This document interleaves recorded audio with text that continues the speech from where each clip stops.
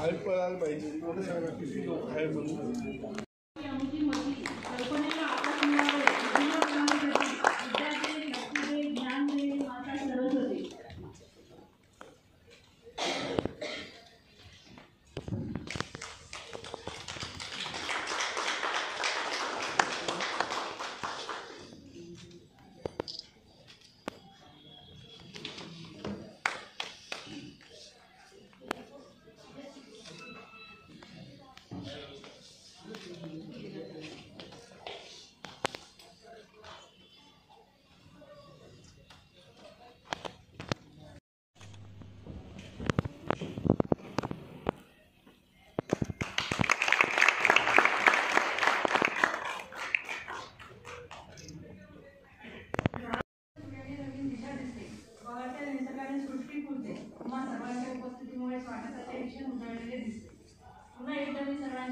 स्वागत करते।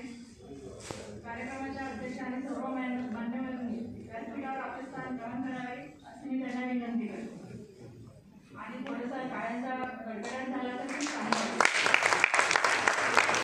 माननीय श्रीमती कल्याणी कापसे मॅडम, सदस्य राज्य ग्राहक तक्रार निवारण आयोग खंडपीठ नागपूर, हे आपल्याला लाभलेले आहेत। त्यांनी आपले स्थान ग्रहण करावे अशी त्यांना विनंती करते।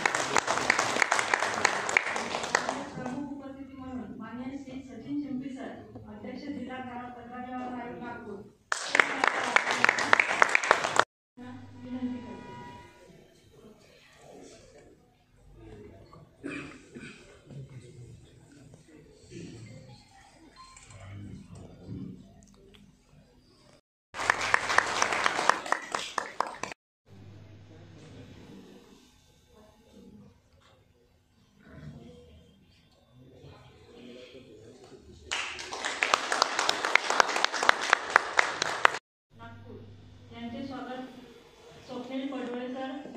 जिल्हा पुरवठा अधिकारी करतील अशी मी त्यांना विनंती करते।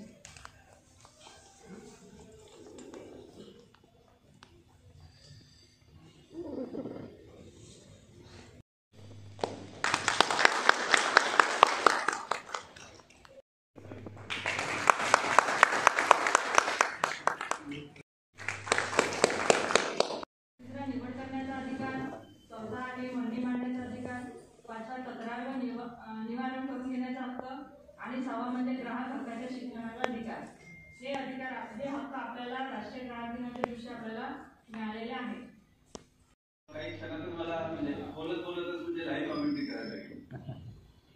माझा विषय वेगळा होता की पहिला आपण शास्त्र यंत्रणा काय काम करतोय आणि त्याच्यातून ग्राहक संरक्षण कसं होतं ते असू द्या, पण ग्राहक चळवळ ही कुठून सुरू झाली तर पहिल्यांदा 1962 मध्ये की पहिल्यांदा अमेरिकेचे राष्ट्रपती जॉन एफ केनेडीने उल्लेख केला की ग्राहकांच्या हिताबद्दल क्वचितच बोललं जातं असं एवढंच होतं।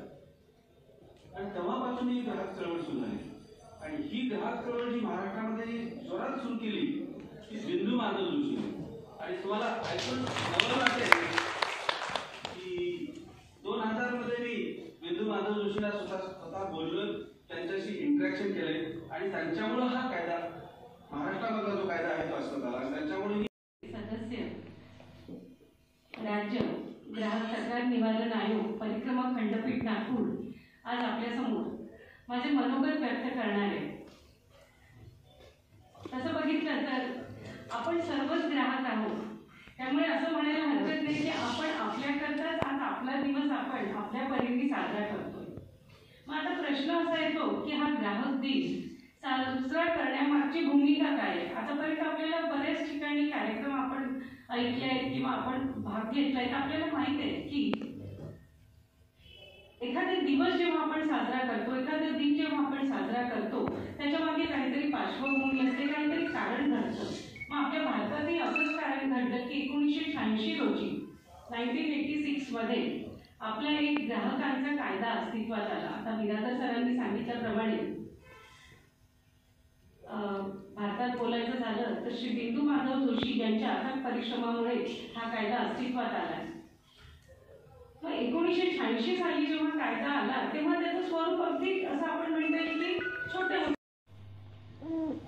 आपण असे म्हणता येईल आपल्याला की आईच्या पोटात जेव्हा बाळ असतं, नंतर ते बाळ जन्म घेतं आणि मग आयुष्याचे विविध टप्पे पार करत करत एक दिवस त्याचं म्हणजे अंत होतो. या सगळ्या स्टेजेसला आपण ग्राहक असतो. मग आता म्हणाल आईच्या पोटातलं बाळ कसं काय ग्राहक असतं?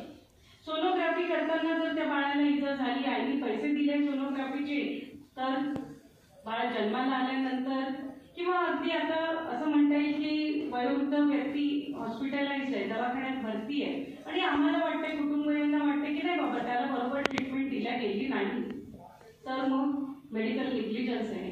म्हणजे वेगवेगळ्या टप्प्यांवर अगदी कशाला साधी गोष्ट सांगते की अगदी एखादा गरीबाच्या गरीबही जेव्हा साबण विकत घेतो, टूथपेस्ट विकत घेतो, तर हा काय होतो? ग्राहक. मग आता सगळ्यात पहिल्यांदा आपण हे समजून घेऊ की ग्राहक म्हणजे कोण, त्याच्या व्याख्यात कोण येतं. खूप अगदी मी पुस्तकात दिलेली व्याख्याच अशी वाचून हे सांगणार आहे, सोपी म्हणजे अगदी करून सांगणार आहे की जेव्हा जेव्हा आपण एखादी वस्तू विकत घेतो किंवा एखादी सेवा आपण घेतो आणि त्याचं मोल आपण जेव्हा देतो, मूल्य आपण जेव्हा देतो, ज्याला आम्ही कायद्याच्या भाषेत कन्सिडरेशन पेड म्हणतो, तर तेव्हा आपण काय करतो? ग्राहक होतो. कारण आपण ती वस्तू विकत घेतली आहे, ती सेवा विकत घेतली आहे. एवढंच नाही तर आपण पूर्ण पेमेंट जरी केलं नाही, आपण बरेचदा बघतो ना की आपण वाण्याकडे गेलो आणि बाबा आता पैसे नाही, बाकीचे नंतर देतो म्हणतो आपण, तरी तो आपल्याला वस्तू देतो. म्हणजे असं पार्ट पेमेंट किंवा पार्ट प्रॉमिस, आपण वचन जरी दिलं की आज सामान पाठवून दे, उद्या पैसे देते तुला, तर तशा केसमध्ये देखील काय होतं? आपण ग्राहक ठरतो.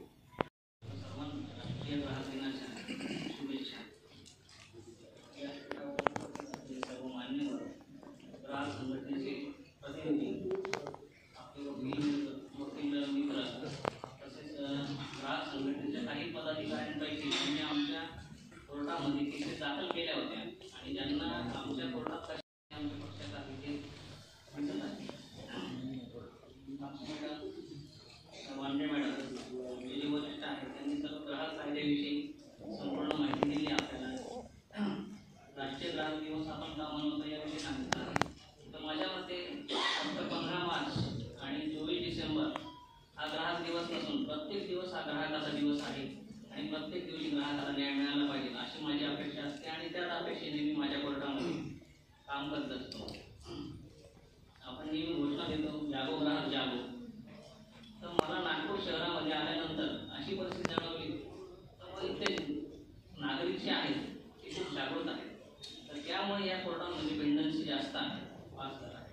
जरी आपण ग्राहक संघटनांचा नेहमी आक्षेप असतो की ग्राहक न्यायालयामध्ये बऱ्याच केसेस पेंडिंग आहेत. बऱ्याच केसेस पेंडिंग आहेत त्यामागे कारण असं आहे की जेवढ्या केसेस निकाली होतात तेवढा ग्राहकांचा विश्वास या ग्राहक न्यायालयावर वाढून पुन्हा नवीन केसेस दाखल होतात, म्हणून ती पेंडन्सी आहे. याचं मी हे उत्तर त्याला देऊ शकतो. तरी देखील आमच्या परीने आमचा प्रयत्न राहील की जास्तीत जास्त केसेस कशा प्रकारे निकाली होतील. त्या व्यतिरिक्त जे काही आहे आपण सर्व मान्यवरांनी माहिती दिली. तर नवीन असं आहे की ई जागृती हे जे प्लॅटफॉर्म आहे ते आता नवीन उपलब्ध झालेलं आहे ग्राहकांसाठी. त्याद्वारे तुम्ही ऑनलाईन कंप्लेंट दाखल करू शकता आणि माझा वर्षभर असा प्रयत्न राहील का कोणत्याही ग्राहकाला ग्राहक न्यायालयात येण्याची गरज राहणार नाही. तो आपल्या घरूनच त्याच्या ऑनलाईन त्याची कंप्लेंट दाखल करू शकतो आणि सुनावणी देखील त्याची ऑनलाईन घेतल्या जाईल. अन्य पुरवठा ग्राहक संरक्षण विभाग जिलाधिकारी कार्यालय नागपुर की ओर से राष्ट्रीय ग्राहक दिन का आयोजन 10 जनवरी को यहाँ पर किया गया है।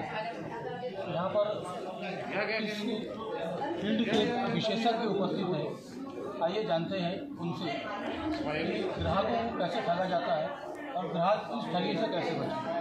सबसे पहले सर, आप इस आयोग के अध्यक्ष हैं, सचिन शिल्पी सर, आप सर बताएंगे। सर्वप्रथम राष्ट्रीय ग्राहक दिनाच्या सर्वांना शुभेच्छा.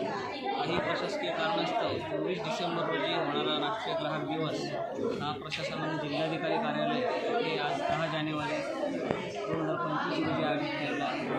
या कार्यक्रमासाठी आमच्या राज्य आयोगाचे माननीय सदस्य कापसे मॅडम, वांड्रे मॅडम, तहसीलदार साहेब, चौधरी साहेब उपस्थित होते आणि ग्राहक जनजागृतीसाठी जे शासनाने निर्देश घालून दिले आहेत त्यानुसार आम्ही जनजागृतीसाठी आज छोटे कार्यक्रम घेतलेला आहे.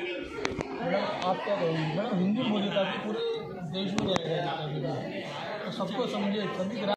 राष्ट्रीय ग्राहक दिन की सभी ग्राहक शुभेच्छा रहेगी। दोस्तों, आपके हित का रक्षण करने के लिए गवर्नमेंट की अलग अलग एजेंसीज है, ग्राहक मंच है, वेटरनरी डिपार्टमेंट्स है, बहुत सारे डिपार्टमेंट्स है। नो डाउट हम हमारा फर्ज निभाते हैं, आपका पूरा ख्याल रखते हैं, मगर इसी के साथ आपको भी थोड़ा सा जागरूक रह के सब चीज़ें देखना चाहिए। अगर आप जागरूक रहे तो कोई भी दुकानदार आपको ठगने से डरेगा। मैं सूचित करना चाहती हूँ कि पूरे देश में उल्लास के साथ 24 दिसंबर को राष्ट्रीय उपभोक्ता दिन मनाया गया, पर क्या हुआ, महाराष्ट्र की अगर बात करते हैं तो यहाँ पे माननीय प्रधानमंत्री जी का निधन हुआ था, मनमोहन जी का। इसके कारणवश आज ये कार्यक्रम नागपुर जिलाधिकारी कार्यालय ने आज आयोजित किया है और आज हम सब लोग यहाँ उपस्थित हुए और ग्राहकों को मार्गदर्शन किया और विशेषतः नया एक्ट और पुराने एक्ट के बारे में हमने उन्हें डिटेल में समझाया, बताया और ग्राहकों के क्या हक हैं, ग्राहकों के क्या कर्तव्य होते हैं, उन्हें किस तरह से उनका पालन करना चाहिए, ये भी हमने यहाँ पे इसके ऊपर भी मार्गदर्शन किया है। नेशनल कंज्यूमर डे के लिए सबको शुभकामनाएं।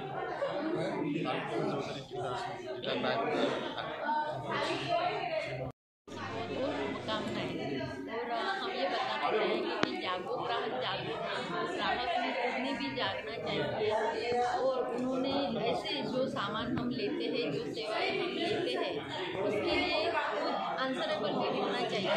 जब हम कहीं पे साइन करते हैं, गुड्स लेते हैं, तो जो मटेरियल मिलता है, बिल मिलता है, जो डॉक्यूमेंट्स मिलते हैं, वो भी हमें इकट्ठा करके रखने चाहिए और वो पढ़ भी लेने चाहिए। सिर्फ हमने पैसे दिए और वो कागज़ लिए, जो भी डॉक्यूमेंट्स है, जैसे फ्रिज लिया तो उसका बिल लिया, तो उस पर क्या क्या है, उन्होंने कैसे बताया है कि कितने टाइम बाद ये फ्रिज को आपने चालू करना है, प्लग में लगाना है, उसके बाद कब बटन दबाना है, जो वो बताते हैं उसके हिसाब से भी खुद ने चलना चाहिए ग्राहक को। ऐसा नहीं कि उन्होंने दे दिया, हमने पैसे दिए, चीज़ खरीद ली, तो हम जैसे घर पे लाए बराबर हमने उसमें चीज़ें रख दी और वो वर्क ही नहीं कर रहा, तो उसका भी कुछ तो पैटर्न है, हाँ समझ लेना चाहिए। अदरवाइज वो साइड इफ़ेक्ट्स दे देंगे, उसके इफ़ेक्ट निगेटिव आ जाएंगे। तो कोर्ट तो है, कोर्ट में जा सकते हैं, लेकिन खुद ने भी अच्छे से खबरदारी लेनी चाहिए ग्राहक। तो अच्छा काम कर रहा है फिलहाल। मैडम आपका क्या नाम है, आप क्या बोलेंगे?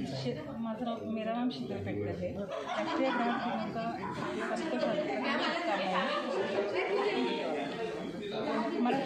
मराठी बोलिए। ज्याप्रमाणे उपभोक्ता अधिकार ग्राहकांना उपभोक्ता अधिकार दिलेले त्याचप्रमाणे त्या कोर्टात येताना, कोर्टात केस दाखल करताना त्या जबाबदारीचं त्यांनी बंधन पाडलं पाहिजे।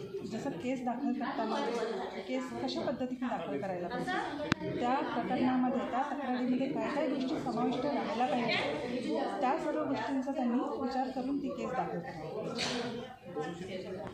जैसा कि आप सब लोग जानते हैं, यहाँ पर ग्राहक की शिकायत निवारण केंद्र है, आयोग है, तकरार आयोग है, लेकिन वो आयोग में जगह नाकाफ़ी है, जगह का अभाव है। वहाँ की फाइलें ज़मीन पे पड़ी हैं और वहाँ पर असुरक्षा का माहौल है। रात होते ही, अंधेरा होते ही वहाँ से जो कर्मचारी हैं उन्हें भय लगता है जाने में, महिला कर्मचारी खास करके। इस अवसर पर हम क्या देख रहे हैं, क्या सुन रहे हैं, ये अर्थ नहीं है। सवाल ये है कि अभी तक इनका समाधान क्यों नहीं हुआ। नागपुर से वीडियो जर्नलिस्ट राहुल मड़ावी के साथ मैं राकेश यादव।